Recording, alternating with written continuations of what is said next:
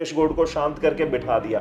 अब ये कुछ नहीं कर सकता, इसकी टिकट कट चुकी है। मुझे आदेश हुआ है कि आप अपना काम करो और मजबूती के साथ काम करो। चुनाव लड़ाएगी तो मैं डंके की चोट पर लड़ूंगा। तो ऐसा नहीं कि संगठन में किसी को दायित्व दे दिया गया तो दोबारा चुनाव नहीं लड़ सकते। टेम्परेरी यहाँ पर एक स्टेडियम बनाएंगे, तकरीबन 15,000 लोगों को बैठने की व्यवस्था हो। पहला इनाम 5 लाख रुपये, दूसरा 3 लाख रुपये, तीसरा 2 लाख रुपये।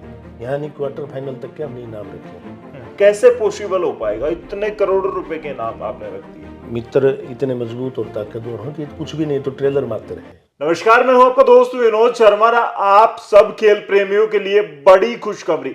28 और 29 तारीख को एक ऐसा टूर्नामेंट होने जा रहा है जो कि पूरे हिंदुस्तान में वायरल हो चुका है, क्योंकि ये आपकी छोटी काशी में होने जा रहा है और अब तक का सबसे बड़ा टूर्नामेंट।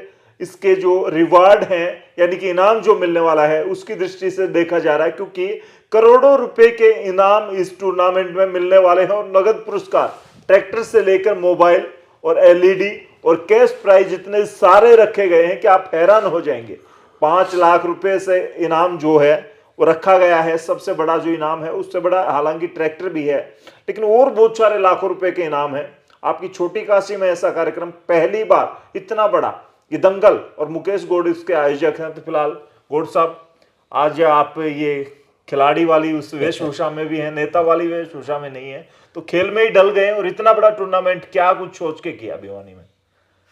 नहीं, देखो, खेल में पहले से रुचि रही है और इस खेल आयोजन कराने का जो उसका उद्देश्य है वो ये है कि हरियाणा प्रदेश के अंदर भी आज की तारीख में युवा कहीं न कहीं नशे की तरफ और अपराध की तरफ आकर्षित हो रहा है। तो युवाओं को मुख्य धारा में लाया जाए और नशे और अपराध से दूर रखा जाए।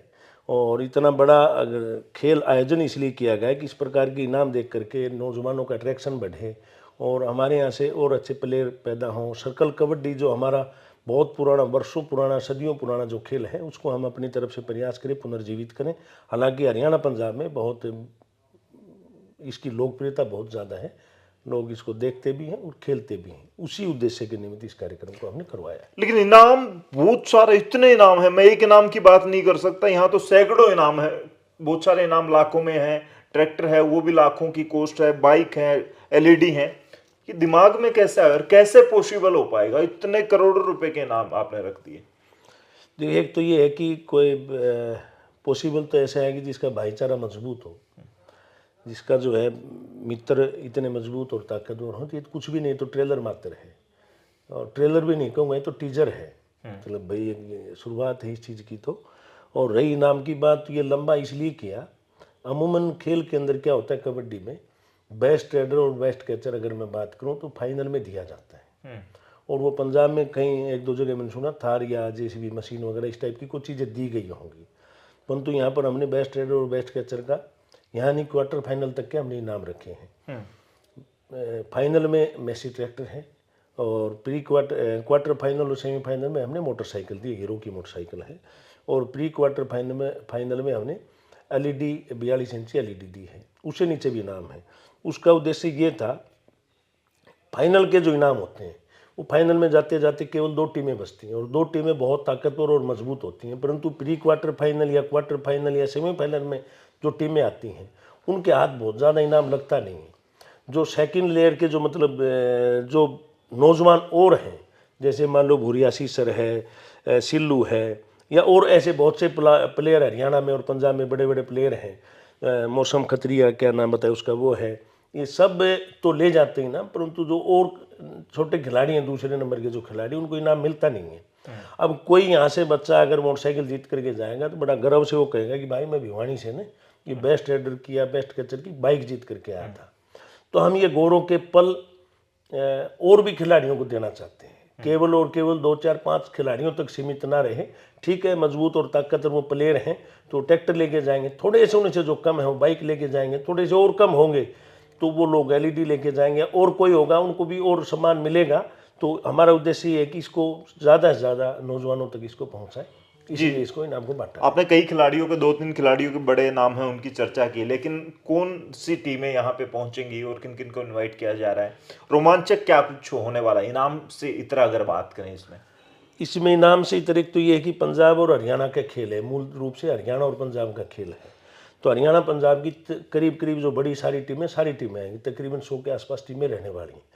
और इसमें अगर इनाम से इतर में बात करूँ, इनाम में आपने देखा है अभी तो पहला इनाम 5 लाख रुपये, दूसरा 3 लाख रुपये, तीसरा 2 लाख रुपये। इसके अलावा चौथे से लेकर के 8वें तक जो टीमें हैं उनको भी 1-1 लाख रुपए जो है 5वें से 8वें तक की टीम को 1-1 लाख रुपए हम इनाम देंगे जी। ये भी ऐसा पहली बार हो रहा है, वरना तो पहला, दूसरा और तीसरा इनाम होता है। और उसके अलावा फिर जो 8वें से लेकर के 16वें तक की टीमें हैं उनको 21,000 रुपये देंगे। और 16वें से लेकर जो 32वें नंबर की जो टीमें हैं उनको 11,000 रुपया दिया जाएगा। बाकी और टीमें आएंगी उनको भी, क्योंकि नौजवान हैं और इस तरफ आ रहे तो उनकी भी हौसला अफजाई किसी न किसी रूप से हम करने वाले हैं। तो ये बड़ा आपने, यानी कि कोई यहाँ से दुखी होके नहीं जाएगा, उसका हाथ कुछ ना कुछ जरूर लगेगा भाई। ये मन में उसके ये जरूर मलाल रहेगा कि मान लो कोई हार जाता है तो वो अपनी उसकी वजह से भले ही दुखी होके जाए, हमारी तरफ से नहीं जाएगा। इसमें जो और एक अलग से बात है, हम पहली बार जो कर रहे हैं, इसमें पंजाब में एक ट्रेंड है कि स्टेडियम, टेम्परेरी स्टेडियम बनते हैं। जैसे आपने देखा होगा, फिल्मों में देखते हो, बाहुबली फिल्म में एक महेशमती के साम्राज्य का एक महल बना, उसी प्रकार से हम टेम्परेरी यहाँ पर एक स्टेडियम बनाएंगे। तकरीबन उसमें 15,000 लोगों को बैठने की व्यवस्था होगी। तो वो स्टेडियम का भी हम यहाँ 1-2 दिन में निर्माण होना शुरू हो जाएगा, तो लोग बैठ करके उसके अंदर आराम से मैच देखेंगे। और इसकी टोटल व्यवस्थाएं हैं, वॉलंटियर हमारे पास हैं, कुछ प्राइवेट सिक्योरिटी भी हमने हायर की है जो इसको सारी की व्यवस्था को देखेगी। अच्छा, सबसे बड़ी बात अगर करें, आपका एक संयोग है कि वीक जो लास्ट होता है, आपका महीने का लास्ट पखवाड़ा होता है, पखवाड़ा नहीं, मैं वीक की बात करूंगा, उसमें आप कहीं ना कहीं बड़ा चौका मारते हैं। 26 तारीख की बात करें, आपकी सिंघानी रैली में बहुत सारी गाड़ियां और चर्चाएं खूब थी आपकी। 28 जनवरी की बात करें, आपका सम्मान हुआ और पूरे भिवानी में चर्चाएं हुई, पूरा बाजार ब्लॉक हो गया था, रोड जाम हो गए थे। अब 28-29 तारीख आप खेल महाकुंभ कर रहे हैं भिवानी में। अगला नेक्स्ट 28-29 का क्या टारगेट है? इससे बड़ा कोई चौका मारने वाले हैं? ना, ऐसा नहीं है, संयोगवश है। 26 दिसंबर को जो है वो सिंघानी के अंदर रैली थी, तो उसमें स्वाभाविक है कि मैं पार्टी का कार्यकर्ता होने के नाते मैं अपनी तरफ से बेस्ट दूं। और क्योंकि मुख्यमंत्री जी, प्रदेश प्रभारी जी और प्रदेश अध्यक्ष जी यहाँ पर आ रहे थे, तो हमारा परम कर्तव्य और दायित्व बनता है कि हम उसका गर्मजोशी से स्वागत करें। रही 28 जनवरी की बात, तो 28 जनवरी का सम्मान समारोह का जो कार्यक्रम था वो मेरा नहीं था, सर्व समाज ने आगे बढ़ करके मेरा सम्मान किया था। तो मेरे लिए गौरव के पल थे कि मतलब सर्व समाज ने इस प्रकार का मुझे मान सम्मान दिया और सब एकत्रित होकर के मुझे प्यार और स्नेह दिया। तो वो जनता का कार्यक्रम था, सर्व समाज का कार्यक्रम था। ये जो कार्यक्रम है ये भी मित्र मंडली के द्वारा एक टीम मुकेश गौड़ के नाम से साथियों का एक ग्रुप सा उन लोगों ने बना रखा है। चाहे मित्र ग्रुप मुकेश गौड़ कह लो, टीम मुकेश गौड़ कह लो, हम सब एक साथ हैं। तो उन लोगों का था कि एक बड़ा आयोजन यहाँ पर होना चाहिए। और मैं क्योंकि यूथ कमीशन का चेयरमैन रहा हरियाणा प्रदेश में, युवा खेल का, युवा मोर्चा का भी प्रदेश का अध्यक्ष रहा, तो युवाओं में मेरी आज भी आत्मा बसती है। कहीं ना कहीं मान लो कोई क्रिकेट खेलता है तो वो संन्यास ले ले, तो उसके बाद भी वो चाहे दर्शक दीर्घा में बैठ करके देखे, तो ऐसे मेरी भी मन में रहता है। तो नशे को लेकर के हमने कोई बड़ा कार्यक्रम करना था, तो उसकी शुरुआत एक किस्म से हमने यहाँ से की है। पहले भी बहुत कार्यक्रम किए नशा मुक्ति को लेकर के, जागरूकता अभियान चलाए।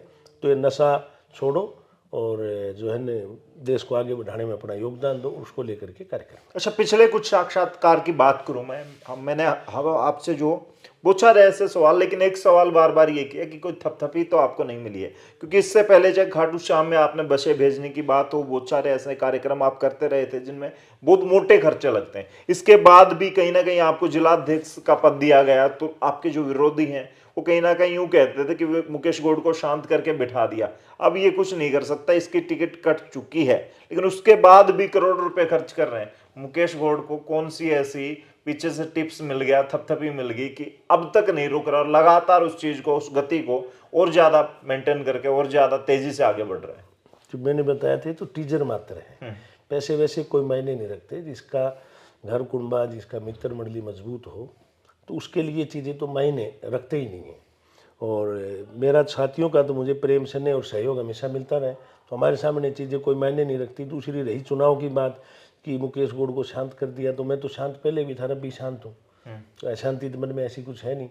हाँ, रही चुनाव की बात, तो ऐसा नहीं कि संगठन में किसी को दायित्व दे दिया गया तो दोबारा चुनाव नहीं लड़ सकते।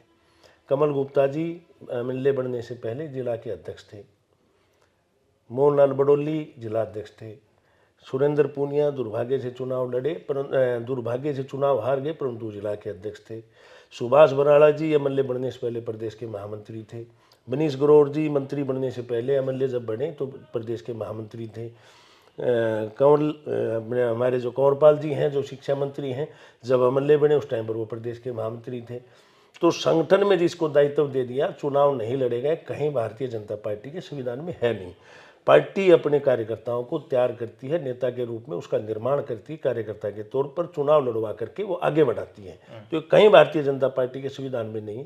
हाँ, अगर किसी ने ऐसा कहा तो कहीं ना कहीं वो आदमी सुरक्षा का भाव महसूस करता होगा, कहीं लगता है कि उसको ज़्यादा मजबूती ना मिल जाए। परंतु हमारे यहाँ एक परंपरा है, सिस्टम है, पार्टी अगर चुनाव लड़ाएगी तो मैंने पहले भी कहा, मैं चाहता हूँ कि आप लोग बार बार इस बात को ना पूछें, क्योंकि पार्टी चुनाव लड़ाएगी तो मैं डंके की चोट पर लड़ूंगा। ये कार्यक्रम मेरे चलते रहेंगे, चुनाव तक भी, चुनाव के बाद भी, LIC की पॉलिसी की तरह, जीवन के साथ भी, जीवन के बाद। लेकिन जैसे बचपन में हमने दीपावली पे बम फोड़े हैं, तो एक ठुस बम होता था जो वहीं पे ठहर जाता था। लेकिन इस जिलाध्यक्ष के बाद तो आप तो एक वो वाले रॉकेट बन गए, लेकिन कि पता नहीं उसकी दूरी कहाँ तक रहेगी, और आपने गति एकदम बढ़ा ली। तो इसके पीछे मैंने आशीर्वाद वाली बात पूछी है कि कोई ना कोई पीछे से एक बड़ा आपको आशीर्वाद मिला हुआ है। नहीं, संगठन ने चुनावी समय पर ये मुझे जिम्मेवारी दी है। इस भिवानी जिले के अंदर 4 विधानसभा है, तो मुझे थपथपी दी है कि जाओ और इन 4 विधानसभाओं में, लोकसभा के अंदर भारतीय जनता पार्टी को जो पिछली बार वोट मिला था उससे परसेंटेज बढ़ा करके लेके आओ, और विधानसभा में 4 की 4 सीटें जीतें। ये पार्टी संगठन की तरफ से आदेश है। ये थपथपी कहो, कुछ भी कहो, ऐसा कोई ये नहीं कि मतलब भाई मैं कार्यक्रम करा रहा हूँ तो मुझे चुनाव लड़ाने के लिए किसी ने आश्वासन दे दिया। बिल्कुल नहीं, मुझे आश्वासन नहीं, मुझे आदेश हुआ है कि आप अपना काम करो और मजबूती के साथ काम करो। और मैं इस बात से बड़ी मुझे खुशी है कि पूरी टीम में ज़बरदस्त उत्साह है, और जो भी कार्यक्रम उसके बाद में पार्टी ने दिए सब 100% हमने उनको अपनी तरफ से दिए। कार्यकर्ता लगे हुए हैं, और लोकसभा के चुनाव में पिछली बार के मुकाबले हम ज़्यादा मत प्रतिशत के साथ में 4 विधानसभाओं में हम पार्टी को मेंडेट दिलाने का काम करेंगे। अच्छा, एक सवाल आपसे। हालांकि बीजेपी को कहीं ना कहीं चुनाव के मामले में सबसे बड़ी पार्टी कहा जाता है, वो एकदम बेसिक से शुरू होकर बड़ा अपर लेवल तक बड़ी तैयारियां करती है। क्या अब की बार 2024 करो या मरो है, चाहे कांग्रेस की बात करें चाहे बीजेपी के लिए, क्योंकि एंटी इनकम्बेंसी एक बड़ा शब्द हो जाता है, उससे लोग डरते हैं, घबराते हैं हर कोई। तो अब की बार ऐसे कैंडिडेट पर निशाना साधा जाएगा, सिर्फ जिताऊ हों, मजबूत हों, और कहीं ना कहीं सबसे ज़्यादा मजबूत कैंडिडेट बीजेपी के हों, ऐसी तलाश बीजेपी के जो सर्वे हैं उनमें चल रही है। देखिए, सर्वे कहाँ चलते हैं आम जनता में, कहाँ से नैरेटिव सेट हो जाते हैं, हमें तो पता नहीं। हमारे पास तो कोई ऐसी सर्वे की रिपोर्ट है नहीं। जनता अभी कुछ ना कुछ बोलना होता है, बोल देती है। रही चुनाव की बात, तो हम 24 घंटे चुनावी मोड में रहने वाली पार्टी है, क्योंकि राजनीतिक महत्वाकांक्षाएं मायने नहीं रखती। यहाँ पर संगठन सर्वोपरि है। हमारा संगठन का जो सिस्टम है वो नीचे तक, हमने पन्ना प्रमुख तक, बाकी पार्टियां कल्पना भी नहीं कर सकती। अकल्पनीय जो बातें हैं उनको हमने कल्पना में तब्दील किया है, वो हकीकत में तब्दील किया है। तो इसलिए भारतीय जनता पार्टी के लिए ये चीज़ें कोई बहुत बड़ी नहीं, चुनाव कैसे लड़ना, क्या लड़ना, कैसे नहीं लड़ना। हाँ, कांग्रेस और बाकी पार्टियों के लिए ये अस्तित्व की लड़ाई है। रही एंटी इनकम्बेंसी की बात, तो अगर हमने कोई गलत काम किए होते तो एंटी इनकम्बेंसी होती। हमने काम इतने अच्छे किए कि हमें जनता का प्रेम और उत्साह इस प्रकार का, मोदी जी ने जो अभी 3 दिन पहले कहा दिल्ली के हमारी राष्ट्रीय अधिवेशन के अंदर, तो कोई गलत नहीं कहा कि 400 पार का जो नारा दिया, ये कोई शिगुफा नहीं है। आपने खुद कहा कि जो इंटरनल सर्वे पार्टी भी अपने करवाती, तो उसमें 400 प्लस की संख्या निश्चित तौर पे जनता का जो हमारे प्रति जो समर्थन है, प्यार है, प्रेम है, स्नेह है, मनोहर जी और मोदी जी के प्रति लोगों का जो लगाव है, वो दर्शाता है कि हम 400 प्लस जाने वाले हैं। जी जी जी। तो फिलहाल देखा आपने जिस तरीके से मुकेश गोड हमारे साथ मौजूद है, आने वाले 28-29 फरवरी की मैं बात करूं, कमाल धमाल होने वाला है। ये एक पाला है, और ये पाला फिलहाल मुकेश गोड ने खेल दिया है। ये पाला जो हरियाणवी में शब्द है, ये पाले में उतर चुके हैं मुकेश गोड। मैं सभी दर्शकों से मैं निवेदन करूंगा, और आप सबको मैं इस टीवी चैनल, यूट्यूब चैनल के माध्यम से मैं निमंत्रण देता हूं कि 28 और 29 तारीख को आप सब बड़ी संख्या में यहाँ पहुँच करके और खेल का आनंद लें, और बच्चों का, खिलाड़ियों का हौसला अफजाई करने का काम करें। और मेरी तरफ से एक संदेश भी है कि आप अपने बच्चों का भविष्य उज्जवल करने के लिए बच्चों के ऊपर ध्यान रखें। बच्चे अगर नशे की तरफ जाएंगे, निश्चित तौर पर अपराध बढ़ेगा, और अपराध बढ़ेगा प्रदेश की अर्थव्यवस्था पर, प्रदेश की कानून व्यवस्था पर, हर चीज़ के ऊपर जो है ये नुकसान करेगा। हमारी नस्लें खराब होंगी। आपसे फिर पुनः मैं निवेदन करते हुए अपने बच्चों की तरफ ध्यान दें। नौजवान साथियों से निवेदन है, आपका जन्म इस हरियाणा प्रदेश की भूमि में या देश की भूमि पर इसलिए हुआ कि आप अपने राष्ट्र निर्माण में अपना योगदान दें। ये जवानी बार बार नहीं मिलती, इस जवानी को आप नशे से बर्बाद ना करें, खेल की तरफ आकर्षित हों और अपने रोल मॉडल जो है वो अच्छे लोगों को तय करें और आगे आकर के आप इन खेलों के अंदर आकर के 28-29 को भारी मात्रा में यहाँ पहुँचकर भारी संख्या में और खिलाड़ियों का हौसला बढ़ाने का काम करें। धन्यवाद। जय हिंद, जय भारत। तो भाई फिलहाल देखा जिस तरीके से एक पाला है, पाले में कूद चुके हैं, चुनावी पाला, चुनावी वक्त, और इस वक्त मुकेश गौड़ का ये दांव किस करवट बैठेगा ये ऊंट, लेकिन आप लोगों को वो तो आने वाले वक्त में वक्त बताएगा। लेकिन 28-29 फरवरी को जिस भी खेल प्रेमी को एंजॉय करना है वो पहुंचे, और भिवानी में ये शानदार खेल आपके लिए जबरदस्त होने वाला है। फिलहाल इस वीडियो को शेयर करें, कमेंट में लिखें। तब तक के लिए धन्यवाद। राम राम, जय।